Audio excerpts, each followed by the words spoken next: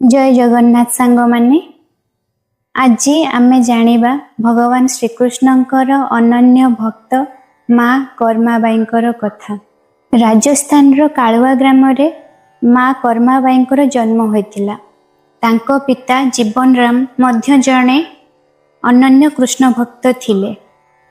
तेणु पिता जीवन राम कर प्रतिदिन भगवानंक प्रति पूजा भक्ति आराधना देखि कर्माबाई मनरे मध्य छोट बेलू भक्ति भाव जागृत हो जाइथिला।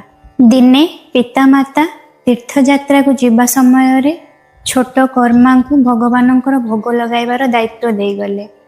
तापर दिन सकाळू माँ कर्माबाई प्रातः उठी स्नान सारी भगवानंक पई भोग प्रस्तुत कले एवं भोग लगाइबा को नेले।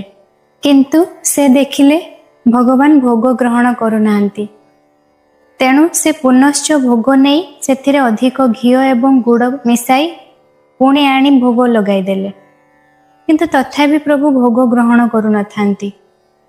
तेणु से दुखित होई भगवान को कहउचंती, हे प्रभु आपण भोग ग्रहण करू नाहंती, तेणु मु मध्य भोजन करिवि नाही। सेतेबेले भगवानंक प्रतिमूर्ति शब्द शुणा गला, कर्मा तुमे पहड़ बंद करना मु भोग केमिति ग्रहण करिवि। एहा सुनी कर्मा सांगे सांगे पहड़ बंद करदेले एवं पुनश्च पहड़ खोलिला बेलकु भोग थाली पूरा खाली हो जाए थाए।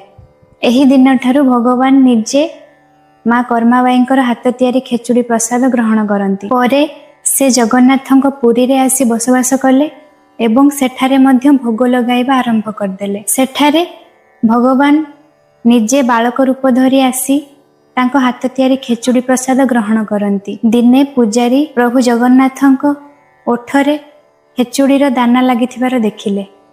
तेणु प्रभु तांको रातिरे स्वप्न रे कहिले, मु मो भक्त कर्माबाईंकर खेचुड़ी प्रसाद ग्रहण करी आसुछि। जेतेबेले माँ कर्माबाई शरीर त्याग कले सेतेबेले प्रभु जगन्नाथ बहुत दुखित हेले एवं तांको चका नयनरु अश्रु झरुथिबार पुजारी माने देखिले। तेणु सही दिन ठारू महाराजा आज्ञा देले, एबे प्रभु जगन्नाथंकर प्रतिदिन भोगरे माँ कर्माबाईंकर खेचुड़ी मध्य लागिबो। तेणु एमिति भक्ति भाव सहित प्रभु को भोग लगाइले प्रभु निजे आसी आमर भोग ग्रहण करिवे। जय जगन्नाथ।